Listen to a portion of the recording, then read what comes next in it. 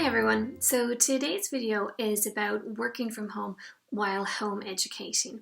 Now before I had my two children, I had a background of over 10 years experience in teaching and training, but once I decided to home educate them, I've always worked from home while doing this. So at the moment we're seeing so many people who have to combine both right now, and in a lot of cases unexpectedly. So the video is just to help everybody and not to get too worried. So I'm going to go through 6 points for working and home educating at the same time. Point number 1 is to let go of impossible expectations on yourself. I don't know if people are familiar with, but one of my favorite triangles that I discovered when I became a parent is this triangle of sanity, kids, and a clean home. And you can only have two at the same time. You know, if you have a clean home and your sanity, then you probably don't have children.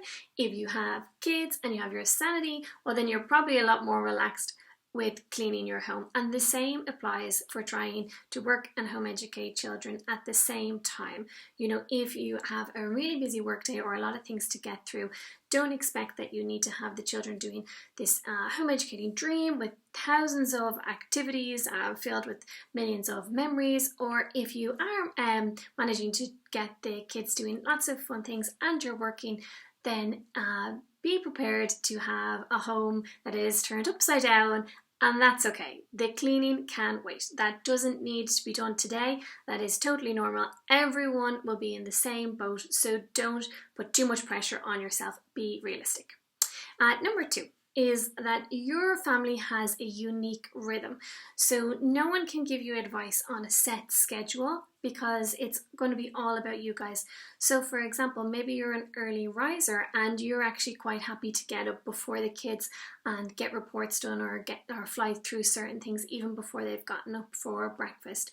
Or maybe you have children that actually quite like a nap, or an extended play in the garden in the middle of the day where you can fly through things then. Or maybe during the day everything is more hectic, but you're comfortable being a night owl and you can get things done after they've gone to bed, or if they're with another parent in the evening settling them down. So think about how you guys can make the most out of your time in your own way.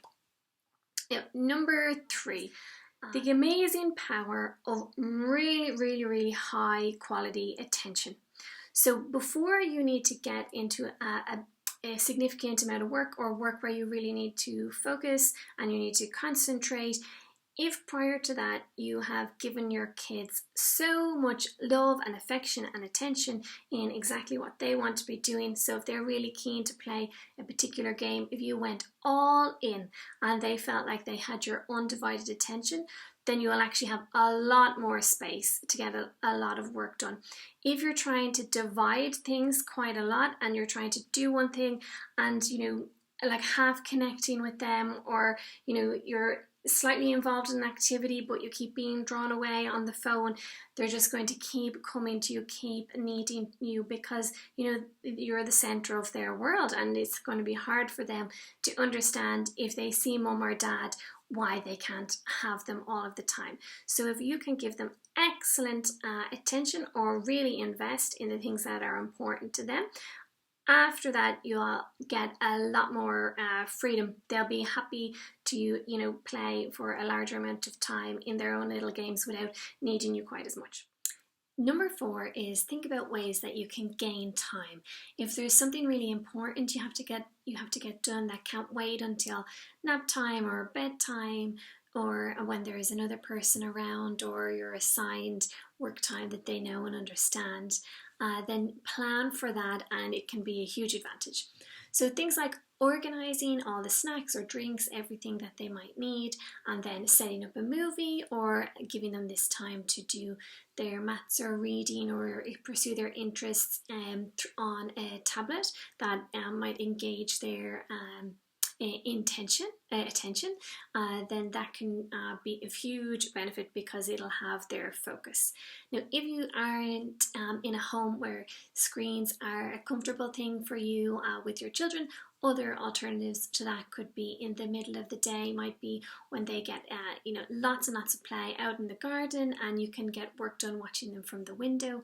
Or maybe you can actually arrange a video call with grandparents or a relative or a friend so they can be chatting away on the phone, and that's holding their attention and covering that time for you to get that extra little bit of important work fit in. Number 5 then is to consider where you want to get the majority of your work done or certain types of work done.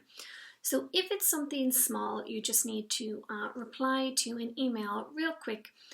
You could consider that if there is an appropriate activity that this could sort of fit into, you could actually do this alongside them. So if, for example, they're writing letters or they're working on their writing, maybe you can be sending that email, sitting along next to them. You're both composing something. You're still there to support them if they need it, because it's not something that requires huge amounts of isolated concentration in your workday.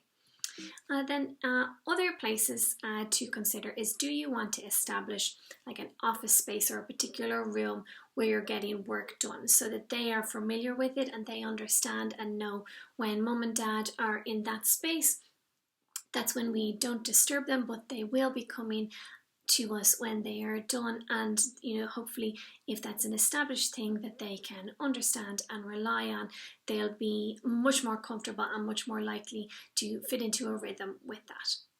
Now, number 6 is sort of what makes all of the last couple of things possible, and I left it to the end because it is the most important.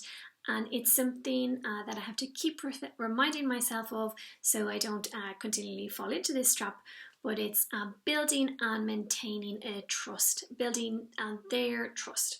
So if you promise something or if you tell them a specific amount of time, it is so essential for them that you follow through. So whether that's promise that you will play that game or you will do that activity or we will read that book, you need to find a way to make that happen. And even if it's hard some days, overall you'll have massive gains from this, because if they say, Mommy, I want to play this game with you, or can you read this chapter with me now? If you're in the middle of getting work done and you say to them, I will be finished at this time and then in a few minutes I will play that game and we're going to have so much fun, or I will read that chapter, or we can do that activity. If they know they can rely on you, then they will happily go off and play and know that you're coming to them, know that their needs are going to be met. If it's something that doesn't always happen, then they're just going to keep coming and just keep wanting you more and more and more, because after all, you are the center of their world. It's hard for them to understand if they see you why they can't have you or can't have your full attention. So if they can rely on what you say, well then you'll actually in the long run have a lot more of a chance and a lot more freedom to get things done when you need. Same goes for time. Try to avoid something that I would regularly fall into if I didn't remind myself of saying things like, oh, I'll be done in 1 minute or I'll be done in 5 minutes. If a task is going to take longer than that, you need to be honest and you need to be realistic. And if it's something that your child finds hard to grasp, you can say, by the time you have built that castle, or by the time your program is finished, I'm going to be sitting beside you and we are going to have so much fun. So be easy on yourself and try to remember that you'll find your own way that's going to suit your family. These are just tips and suggestions for you to consider, and you'll make the best of it and hopefully keep everybody happy and get your work done at the same time by making the best choices for yourselves along the way. And tomorrow is always another day. It doesn't need to be perfect. Okay, if you like this, if it was helpful for you, please give it a like. If you have any questions that you would like me to discuss, then please leave a comment. And if you find these videos helpful, I would love for you to just subscribe, because I'm going to be trying to put out more videos each week as we're going along through this. And best of luck.